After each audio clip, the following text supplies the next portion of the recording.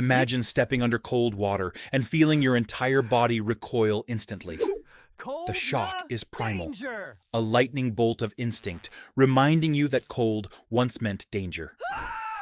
Your heart jerks upward, pounding faster, as if preparing you to flee from an unseen threat. Your breath fractures into sharp bursts, a phenomenon scientists call the cold shock response. Harvard physiologists describe this response as an ancient survival alarm encoded in your nerves. In that first second, your body believes something life-threatening has touched your skin.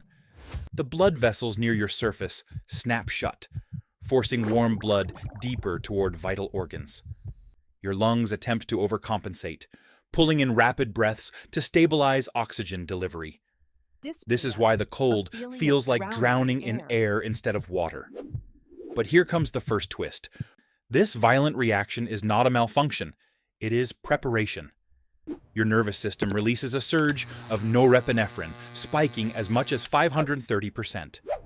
The National Institutes of Health confirms this neurotransmitter sharpens focus and raises alertness. That pain you feel is the awakening of a system modern comfort has quietly weakened. Our ancestors faced cold as a daily adversary, not a spa-like experiment. They survived because their genes expected thermal challenge, not perfect indoor climate control. And here lies the evolutionary mismatch. You live in stable temperatures your biology never anticipated. Air conditioning, heated showers, and climate-controlled rooms create a deception of safety.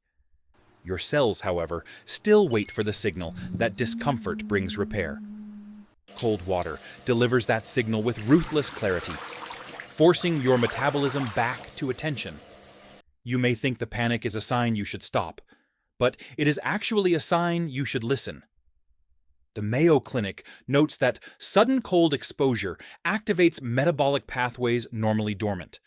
These pathways drive cellular maintenance, vascular resilience, and heightened neurological focus.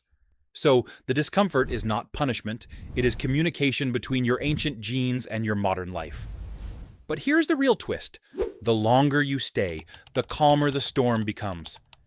Your breathing slowly stabilizes as your prefrontal cortex overrides ancient reflexes.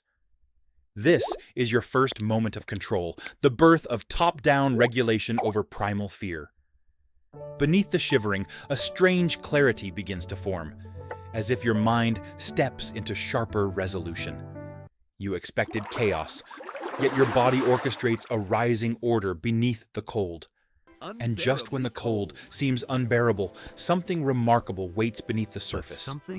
You may think the worst part of cold exposure is the shock, but the real struggle hides deeper. It lives in the quiet fatigue, the unexplained heaviness that follows you through ordinary days. Your limbs feel sluggish, your mind drifts through fog, and each morning starts slower than the last. These symptoms rarely feel dramatic enough to notice, yet they silently erode your vitality. Harvard cardiologists describe this state as vascular stiffness, a slow loss of flexibility in your circulation. Your blood vessels behave like tired rubber bands, stretching less and responding poorly to daily demands. Modern life intensifies this problem, because constant warmth keeps your vascular muscles strangely inactive. Just as unused muscles weaken, unstimulated vessels lose their youthful ability to contract and relax. This is where cold water introduces its unusual form of therapy. When cold touches your skin, your vessels snap into immediate vasoconstriction, shrinking with disciplined urgency. This contraction squeezes stagnant blood from deeper tissues, pushing metabolic waste back into circulation. Then, when warmth returns, your vessels rebound, expanding wide to draw in fresh, oxygen-rich blood. This rhythmic contraction and expansion is what Scandinavian physiologist Solberg called vascular gymnastics. The Solberg effect isn't metaphorical, it is literal exercise for your circulatory system. The National Institutes of Health confirms that repeated cold exposure improves endothelial function significantly. Your vessel walls generate more nitric oxide, allowing smoother blood flow and greater metabolic efficiency. In a sense, cold water becomes the coach your cardiovascular system never asked for, but desperately needs. Here comes a surprising twist. The burning sting you feel is simply your vessels waking from years of dormancy. For many people, the ache in their joints and the fog in their mind originate from poor circulation. Without movement, toxins accumulate, and oxygen delivery becomes sluggish, draining energy without warning. Cold water interrupts that stagnation, forcing a hydraulic reset in tissues long deprived of proper flow. You may wonder why inflammation eases after several days of cold showers. The answer lies in the way this vascular exercise flushes inflammatory markers from congested regions. Mayo Clinic researchers note that improved circulation accelerates immune cleanup, reducing chronic swelling and discomfort. So, the very sensation you resist is quietly rewriting your inflammatory landscape. What feels like punishment is your biology real. Then comes the moment of hope, subtle but unmistakable. Your hands warm faster after each session, your breathing steadies, and your morning fatigue begins to dissolve. These small victories signal a deeper truth. Your vascular system is remembering its forgotten strength. Cold water isn't attacking you, it is rehabilitating you, one contraction at a time. You might believe that burning fat requires movement, sweat, or relentless willpower. But cold water reveals a different truth. One hidden beneath your skin since birth. Inside your body lies a special kind of fat, silent and overlooked, waiting for the right signal. Scientists call it brown adipose tissue, but you can think of it as your internal furnace. Unlike white fat, which stores excess energy, brown fat behaves like a tiny biological fireplace. It is densely packed with mitochondria, the cellular engines responsible for turning fuel into life. Harvard's Joslin Diabetes Center notes that brown fat burns calories to generate heat, not ATP. This means brown fat breaks the standard metabolic rules your cells usually follow. Here comes the hook. You do not need to move to ignite this furnace. Cold alone can flip the metabolic switch that turns brown fat into a heat-producing powerhouse. When cold reaches your nerves, they release norepinephrine directly into brown fat deposits.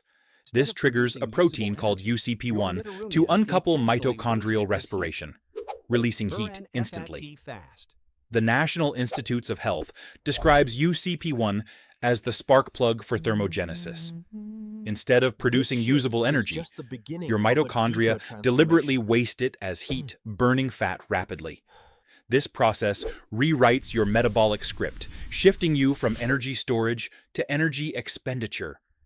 And yet, this shift is only the beginning of a deeper transformation. With repeated cold exposure, your body begins converting white fat into beige fat.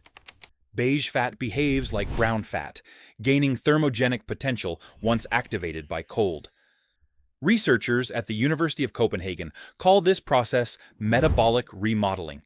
It means your body becomes better at controlling glucose, burning fat, and maintaining stable energy. This remodeling continues even when you are asleep, subtly improving your metabolic flexibility. Here is the twist that surprises most people. Shivering is not a sign of weakness. Shivering activates the same pathways as intense exercise, increasing heat production dramatically. Your muscles generate heat through rapid microcontractions, amplifying your energy burn significantly. This is why a cold shower can elevate metabolic rate for hours afterward. Cold water becomes a metabolic teacher, guiding your cells back to behaviors older than civilization. What begins as discomfort soon becomes a biological dialogue between cold and mitochondria. Each exposure strengthens your ability to switch fuels, a skill modern comfort has nearly erased. And as your furnace grows stronger, something remarkable happens beneath the surface. Your energy stabilizes, cravings fade, and your metabolism remembers how to run clean and efficient again. Stress often feels like an invisible weight pressing against the edges of your thoughts. Your heart races at small frustrations. Your patience thins quickly, and anxiety lurks beneath routine moments. These reactions seem psychological, but their roots run deep inside your nervous system. Modern life keeps your sympathetic system, the fight or flight pathway, constantly simmering. Harvard Medical School calls this the chronic activation trap, where stress becomes your default setting. What cold water does is disrupt this loop with a single decisive interruption. The moment icy water touches your neck and face, your body triggers the mammalian dive reflex. This reflex lowers heart rate, slows breathing, and signals your nervous system to downshift immediately. It is as if your biology whispers, "You are safe. Conserve energy. Return to calm." The key player behind this shift is the vagus nerve, the longest and most influential cranial nerve. The National Institutes of Health calls it the superhighway of relaxation for good reason. Cold exposure stimulates receptors along this nerve, activating parasympathetic dominance. This dominance increases heart rate variability, a gold standard indicator of emotional resilience. High HRV means your body adapts quickly to stress, returning to balance with elegant efficiency. Cold water, paradoxically, becomes your daily drill in learning calm under chaos. Here comes the twist. Your brain must choose whether to panic or to override instinct. Every slow exhale during cold exposure rewires neural pathways that regulate fear. Your prefrontal cortex, responsible for logic and decision-making, strengthens its control over primitive impulses. This is what neuroscientists call top-down regulation, the mind mastering the body's alarms. And as this skill grows, something unexpected happens in your emotional landscape. Sudden annoyances bother you less, conversations feel lighter, and your reactions become more intentional. Meanwhile, your brain receives a slow-release reward through a sustained dopamine increase. Studies from the Karolinska Institute found cold exposure boosts dopamine by 250% for hours. Unlike caffeine or sugar, this rise is clean, steady, and free from the crash that follows stimulation. You begin noticing clarity in places where fog once lived. Focus in moments that used to scatter you. This is not motivation. This is neurological realignment. Your stress tolerance increases not because life changes, but because your internal wiring evolves. Cold water is no longer an enemy. It becomes a teacher, revealing the strength you forgot you had. Your immune system is always working, even when you cannot feel its silent labor. Millions of white blood cells patrol your bloodstream, scanning for trouble like vigilant night guards. But chronic stress and inflammation can exhaust these defenders long before illness appears. This is where cold exposure enters as an unexpected ally. When cold water strikes your skin, your body releases a controlled burst of stress hormones. The National Institutes of Health calls this hormetic stress, the kind that strengthens resilience. In response, your immune cells increase their circulation, moving faster and acting more efficiently. Studies from the Netherlands show routine cold exposure raises leukocyte count and activity significantly. Your antioxidant systems also awaken, especially glutathione, the molecule often called your master defender. This internal rise in repair signals is subtle but powerful, like sharpening a dull blade. And yet, this is only one half of the story waiting beneath the surface. Cold exposure interacts with muscle tissue in ways that surprise even seasoned athletes. Most people assume icing muscles after workouts improves recovery instantly. But here comes the twist. Immediate cold exposure can quietly sabotage muscle growth.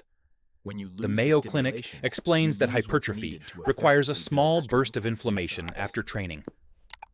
This inflammation activates mTOR, the cellular switch that signals muscles to grow and repair. If you step into cold water too soon, you shut off this switch prematurely. Your muscles lose the stimulus they need to build strength and size effectively. This is why researchers recommend waiting at least 4 hours before cold therapy post-workout. but cold exposure becomes incredibly beneficial when used in the right context. If your goal is endurance, not muscle mass, cold reduces soreness and accelerates recovery beautifully. Cold also helps your nervous system reset, lowering sympathetic tone and improving sleep quality. This means your overall repair system works more efficiently through the night. So the paradox becomes clear. Cold can either hinder or enhance you depending on timing. Used wisely, it becomes a surgical tool for directing your body's adaptation pathways. Used blindly, it can mute the very signals your muscles rely on to grow stronger.